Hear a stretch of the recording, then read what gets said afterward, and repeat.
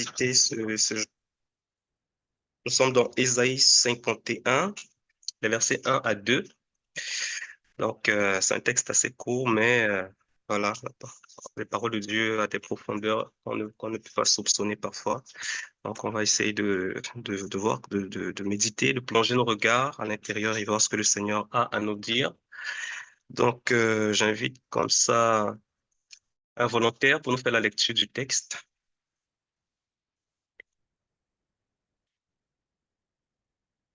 Qui veut bien nous faire la lecture du texte? Le frère Renaud Spy qui a levé la main. Ah oui, Ronald, allons-y. Amen, amen. Écoutez-moi, vous qui poursuivez la justice, qui cherchez l'Éternel. Portez le regard sur le rocher d'où vous avez été taillé, sur le creux de la fosse d'où vous avez été tiré. Verset 2. Portez le regard sur Abraham, votre père, et sur Sarah, qui vous a enfanté. Car lui seul, je l'ai appelé, je l'ai béni et multiplié. Amen. Amen, amen. Ok, alors,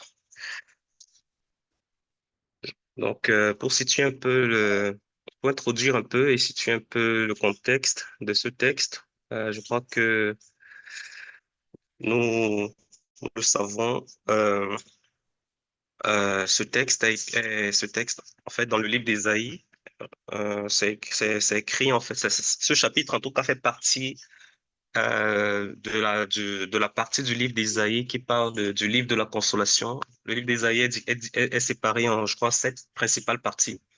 Et cette dernière partie s'appelle le livre de la consolation. Et dans ce livre de la consolation, à ce moment précis, Dieu est en train de donner des paroles de délivrance, des promesses de délivrance au peuple, au reste en tout cas du peuple, au reste du peuple voilà, qui a survécu au jugement qui sont annoncés parce que le peuple a péché contre Dieu, le peuple a lassé la patience de Dieu et Dieu a décidé la déportation d'Israël à Babylone. Et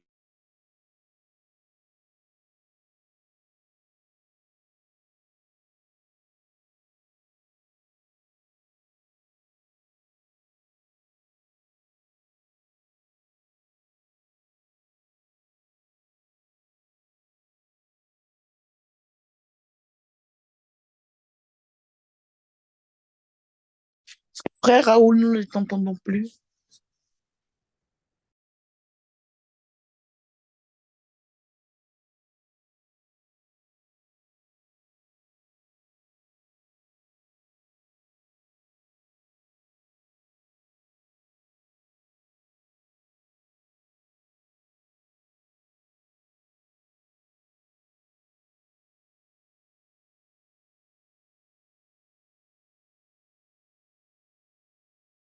Frère Raoul, il n'y a plus de son.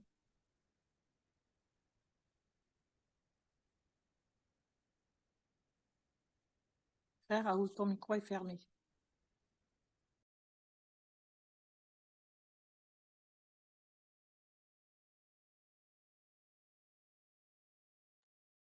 allô, allô,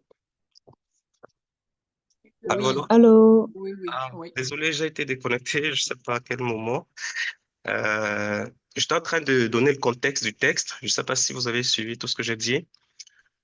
Donc, j'étais en train de dire que nous sommes dans le livre des consolations. Dieu est en train de s'atteler à rassurer le reste d'Israël qui aura survécu, au jugement lié à la déportation d'Israël à Babylone, événement qui se sera produit avec beaucoup de douleur. Il est en train de rassurer, en tout cas, le peuple qui a l'impression parfois que leur sort a échappé à l'Éternel. Donc, voilà. Sur ce, on va comme ça entrer dans le texte. J'aimerais comme ça nous poser la question de savoir, euh, est-ce qu'on peut essayer d'énumérer les personnages qui ressortent dans ce passage? Est-ce qu'on peut essayer d'énumérer les personnages qui ressortent dans ce passage? Oui, humilité, Shalom à tous, merci. shalom. On voit ici, bon, l'Éternel lui-même Mhm. et Isaïe le prophète parce que c'est lui dont l'Éternel se sert. Et on voit aussi le, le peuple d'Israël. Mhm, Voilà. d'accord. Amen. Donc, on voit le peuple d'Israël, on voit l'Éternel. D'accord. Et le prophète Isaïe qui parle. Amen. D'accord. Merci, Humilité. Quelqu'un d'autre voudrait également intervenir? Je vois Joël. Joël, Oui, donc il y a aussi Abraham qui est mentionné, Sarah. d'accord. Abraham et Sarah, effectivement. Merci, merci à tous. Alors, est-ce que nous avons une instruction dans ce texte? Quelle instruction? Est-ce que nous avons une instruction dans ce texte? Si oui, laquelle? Je pense qu'on a une instruction, c'est écoutez-moi. Écoutez-moi. Très bien. Merci, Reynold. Quelqu'un d'autre?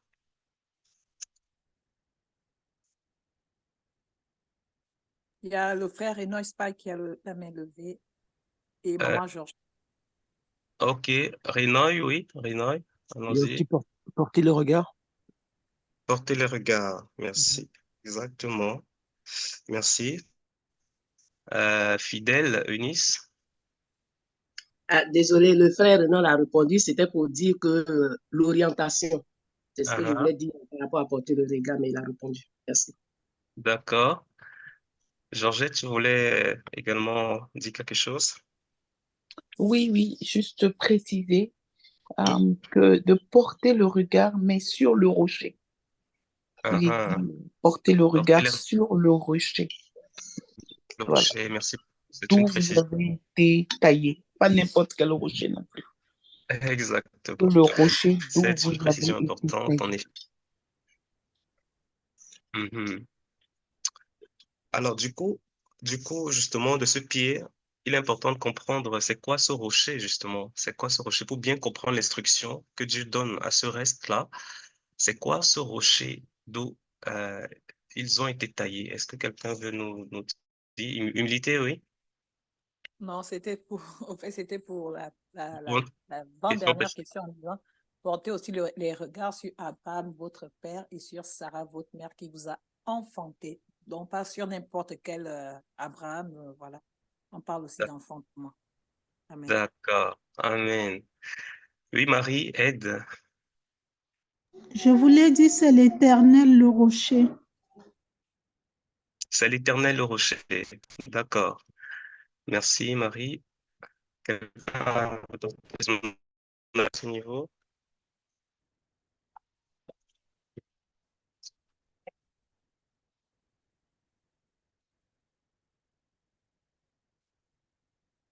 Allô? Il y a ma Oui, Georgette qui oui, a la nous main sommes là. levée. Euh, je voulais préciser aussi préciser, pardonnez-moi l'expression, mais euh, aussi le rocher, on peut dire que ce moment aussi est prophétique. Donc le rocher, nous pouvons dire que c'est le Seigneur Jésus.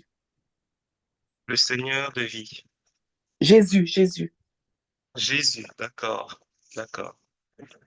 Super. Est-ce qu'on aura un texte biblique pour appuyer cela? Certainement, il faut que je cherche. Ouais. Je pense qu'on a, c'est dans 1 Corinthiens 10, euh, mais je te laisse retrouver. Alors,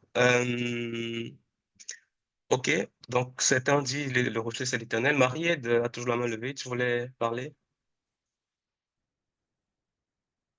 Marie-Ède? Donc, ok, en tout Ah, désolé, c'est bon, je vais désactiver. cas, donc, le rocher, c'est l'Éternel. Nous savons que le rocher, en tout cas, très souvent dans la parole de Dieu, lorsque on parle du rocher sur lequel nous sommes appelés à nous appuyer, il s'agit du Seigneur, ou alors de sa parole, ou alors de ses promesses. Et voilà, en tout cas, dans le verset 2, on peut voir aussi plus précisément de quel rocher, en tout cas, quelle est la manifestation spécifique de ce rocher-là cette promesse-là que Dieu, sur laquelle Dieu veut nous faire diriger nos regards, veut faire pointer les regards, en tout cas ce reste. Et je pense que quelqu'un l'a précisé. euh, il s'agit de porter les regards vers Abraham, leur père, et sur Sarah, qui les a enfantés, donc leur mère. Voilà. Car lui seul, voilà, il a appelé, il a béni, il a multiplié, ainsi de suite. Donc, voilà, je pense que comme ça, on a l'instruction, on a l'instruction. Euh, Maintenant, est-ce qu'on peut s'intéresser à la question de savoir pourquoi le Seigneur nous demande à ce reste-là de porter ses regards sur ce rocher, sur cette promesse, sur, sur, euh, sur cette terre d'Israël, sur cette terre, Abraham, que représente Abraham, Sarah. Euh, Pourquoi Dieu demande au reste d'Israël de porter ses regards sur Abraham, leur père, et Sarah qui les enfantait? Oui, humilité. Merci. Au fait, je voulais, par rapport au rocher, on le trouve aussi dans Ésaïe 26, verset 4, qui dit confiez-vous à l'Éternel à perpétuité, car l'Éternel éternel est le rocher des siècles. Bon, je paraphrase. C'est dans Ésaïe 26, verset 4. D'accord. Et pourquoi on doit porter les regards sur Abraham et sur Sarah, notre père? Parce que c'est Abraham, c'est le père de la foi, au fait. Donc, Mhm, et nous, c'est notre foi en Jésus-Christ, en la parole de Dieu, la parole de la bonne nouvelle de l'Évangile qui fait de nous enfants de Dieu. Donc, je pense que il y a un lien dans la foi que nous avons en Jésus-Christ et le père de la foi qui est Abraham, qui a été appelé le tout premier. Amen. mhm. Amen. Amen. Mhm. J'aimerais qu'on lise un peu le verset 2 dans une autre version. Je ne sais pas si à part lui second, avant que Marina n'intervienne, est-ce que j'aimerais lire là dans ma version Louis second 21.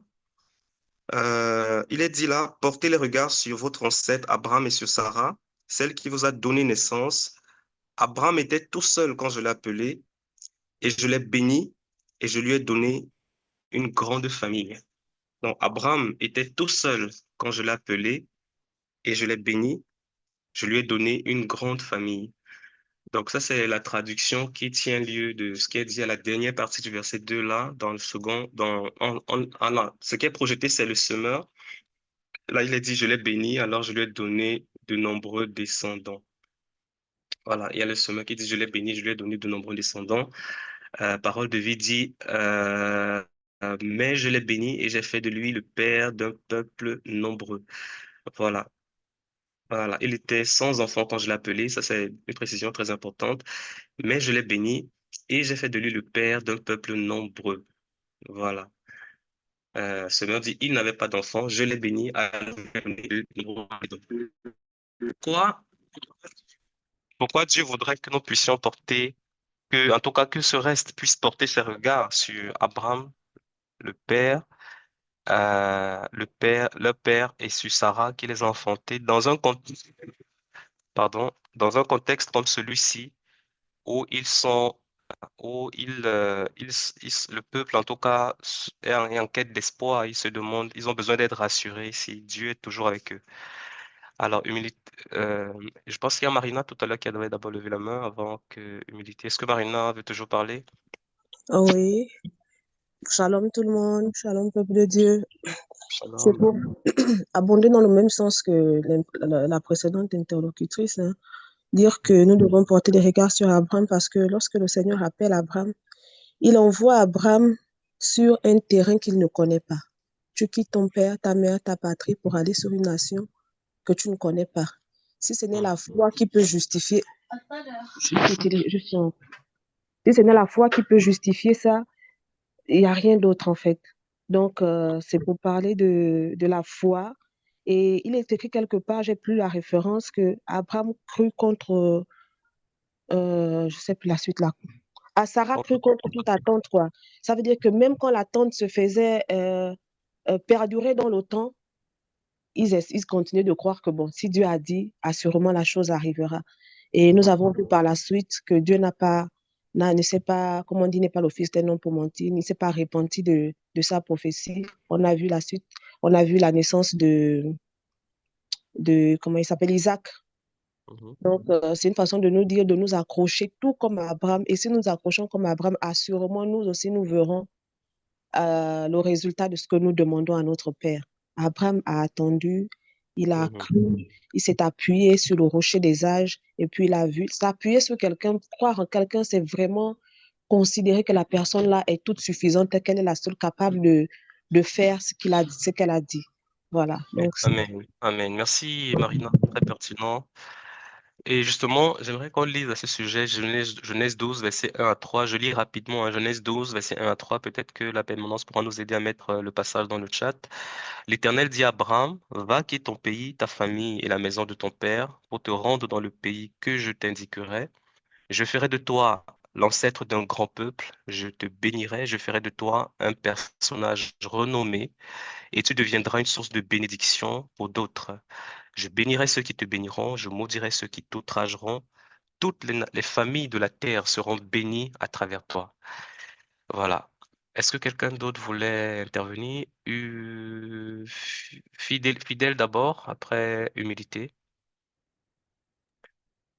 Mais le bras, il était levé, mais bon, c'était aussi pour dire que Abraham, là, le Seigneur nous demande de nous appuyer sur lui. C'est justement comme vous nous avez demandé tout de suite les passages poignants, et puis chacun a commencé à dire oui, le regard, l'orientation, comme j'ai dit. Là aussi, on s'appuie sur Abraham parce qu'il y a eu l'obéissance, en fait. Il y a eu Mhm, l'obéissance, voilà. Quand Abraham a eu cette révélation, il y a eu la mhm, foi, il a cru, mais il est resté mhm, le regard fixé sur l'orientation que Dieu lui a donnée. Prends cette direction, va sur la montagne. Et puis voilà, toutes ces directives, Abraham a obéi. Donc, je j'aimerais aussi, mhm. au travers de ce passage-là, tirer aussi l'obéissance dont Abraham a fait preuve pour pouvoir aboutir à toute cette grâce qu'il a eue. Amen. Amen. Je Amen. rajoute à ce que les sœurs ont dit. Ouais. Ouais. Oui, humilité.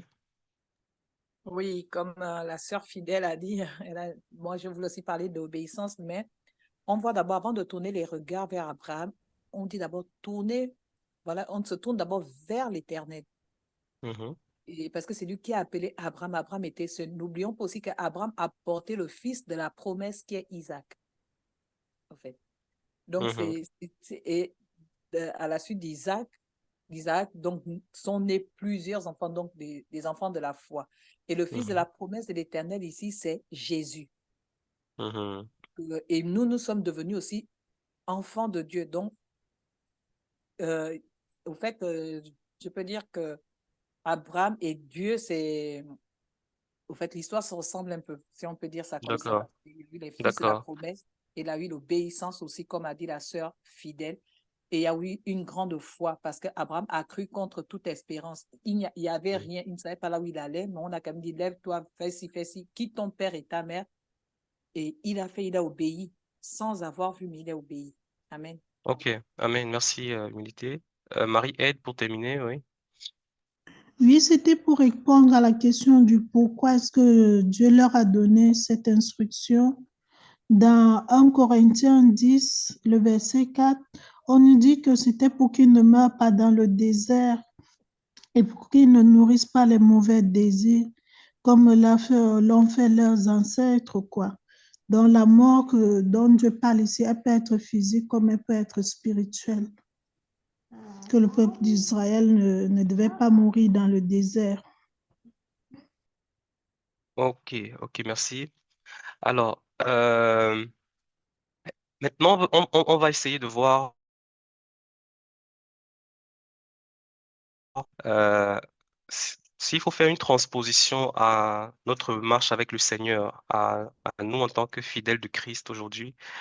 Comment cette parole peut s'appliquer à nous? On a vu que cette parole s'adresse à un reste d'Israël et nous savons que voilà, dans l'Église aussi, il y en a qui sont là pour, il y a toute catégorie de personnes, il y en a qui sont là pour leurs intérêts et tout, il y en a qui sont là, mais il y en a qui ont vraiment compris qu'il faut être là pour suivre le Seigneur et qui sont vraiment des disciples, mais parfois il y a des épreuves, il y a des challenges, il y a des temps difficiles qui peuvent arriver et parfois on peut se poser la question, est-ce que Dieu est toujours là?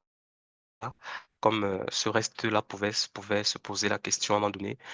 Et dans un contexte comme ça, où on s'interroge, où on se demande si, au creux de la douleur, de la difficulté, de l'épreuve, on aimerait être rassuré des promesses de Dieu, comment cette instruction que Dieu donne au reste d'Israël peut nous être bénéfique? En quoi consisterait pour nous porter les regards vers Abraham, qui était seul au départ et que Dieu a béni en fait? Ça consisterait à quoi pour nous en ce qui nous concerne? Est-ce que quelqu'un voudrait répondre à cette question? Et pendant ce temps, pendant que les gens réfléchissent, si la permanence peut nous poster aussi, par exemple, le texte de Hébreux 13, verset 7. Hébreux 13, verset 7 dans le chat. Donc, je vois, est-ce que Humilité a levé sa main? Oui. Oui, vas-y. Au fait, on voit déjà que pour comprendre les instructions et à quoi ça va nous servir, on doit d'abord remonter au chapitre précédent, au chapitre 50. On voit que l'Éternel fait des reproches justement au reste qui était endormi et qui n'obéissait pas à la parole de Dieu. Et là, c'est vraiment l'obéissance ici, parce que quand il a pris l'exemple d'Abraham et Sarah, c'est pas forcément par rapport à la foi, mais c'est par rapport à l'obéissance de la parole de Dieu et rechercher aussi la justice de Dieu. Parce que le verset 1 commence au chapitre 51. Écoutez-moi, vous qui recherchez le salut, qui vous tournez vers l'Éternel, regardez le rocher. Au fait, c'était pour dire ne désobéissez pas à la parole, obéissez à la parole de Dieu. Dieu est fidèle. Tournez-vous vers lui. Abraham a obéi. Voici ce qu'il a obtenu. Donc, ça peut aussi nous servir à cela. Obéir à la parole de Dieu, garder la foi parce que Dieu est fidèle. Amen. Amen. Merci, Humilité. Fidèle. Amen. Amen. Le message, le texte, il porte un message poignant qui peut facilement, qui peut aujourd'hui se coller à la réalité de la vie que nous menons tous ici.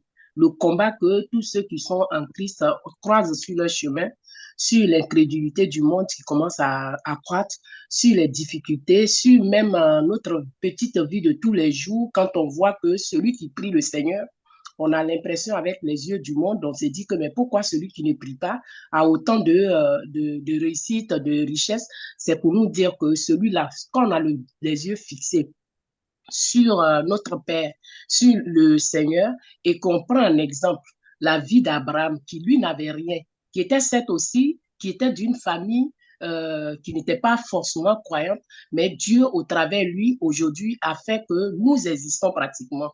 Dieu, au travers lui, a fait d'Abraham le père de la foi, ça veut dire de l'espérance et tout.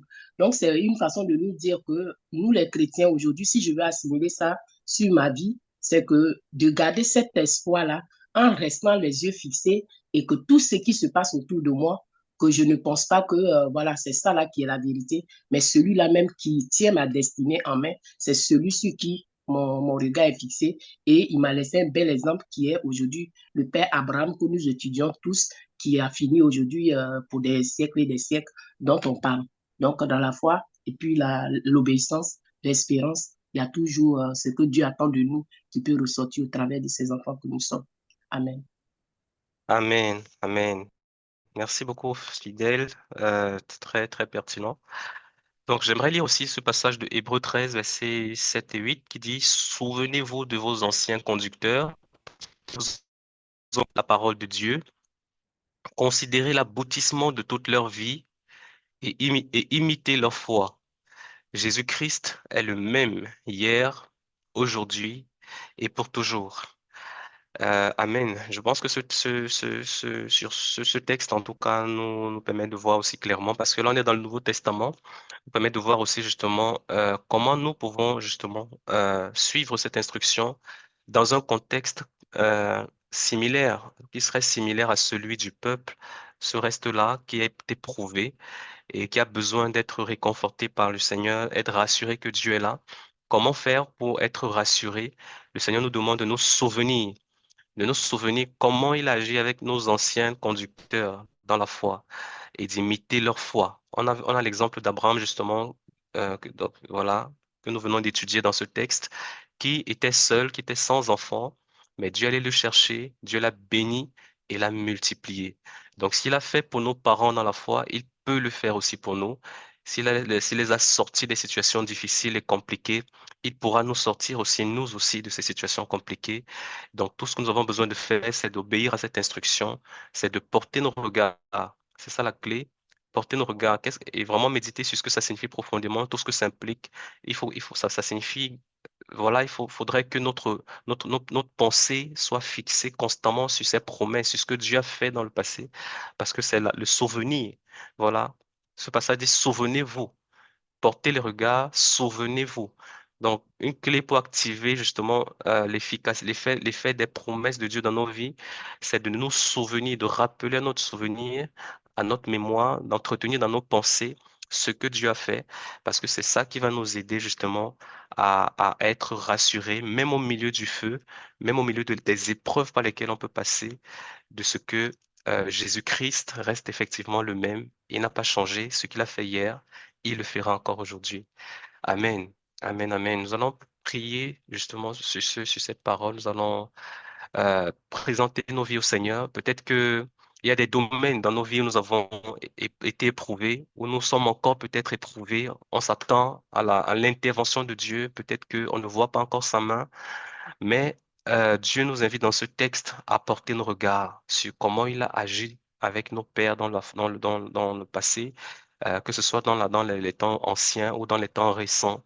Et il nous rassure qu'il est resté le même hier, aujourd'hui, éternellement. Ce qu'il a fait hier, il peut le faire encore aujourd'hui. Donc, quelle que soit la situation à laquelle nous pouvons faire face, voilà, nous avons l'instruction. C'est à nous d'obéir maintenant. Nous allons demander cette grâce au Seigneur. Seigneur, dans cette situation précise où je vis ce challenge-là, j'ai besoin de ta grâce pour porter mes regards sur toi, porter mes regards sur ce que tu as fait dans le passé avec la foi et la confiance et dire au Seigneur que nous plaçons en lui cette confiance pour son intervention parce qu'il est resté le même. Donc nous élevons la voix et nous prions. Seigneur, nous te rendons grâce pour cette parole, ce jour. Merci parce que tu nous invites, Seigneur, encore à porter les regards.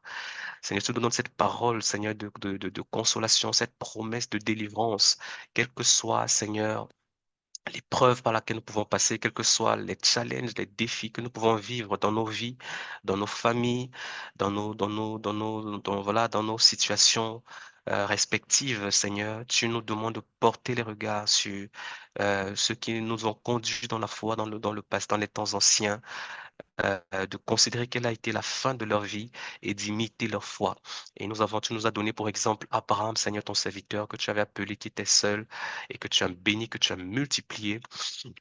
Seigneur, nous croyons que tu es resté le même. Si tu l'as fait pour lui, tu peux le faire. Tu nous dis dans ce texte que tu veux le faire avec nous aussi. Et tu vas le faire. Tu vas le faire. Tu vas le faire, quelle que soit la situation, quel que soit le dommage, Seigneur, dans lequel nous nous sommes retrouvés. Tu es puissant, Seigneur, pour tout bouleverser, pour tout changer, Seigneur. En un instant, tu n'es pas un homme pour mentir, tu n'es pas un fils d'homme pour te repentir. Nous plaçons en toi cette confiance pour un temps, un temps de changement, pour une restauration, pour réécrire notre histoire et illuminer nos horizons pour la gloire de ton nom. Nous te rendons toute la gloire et tout l'honneur au nom de Jésus-Christ. Amen.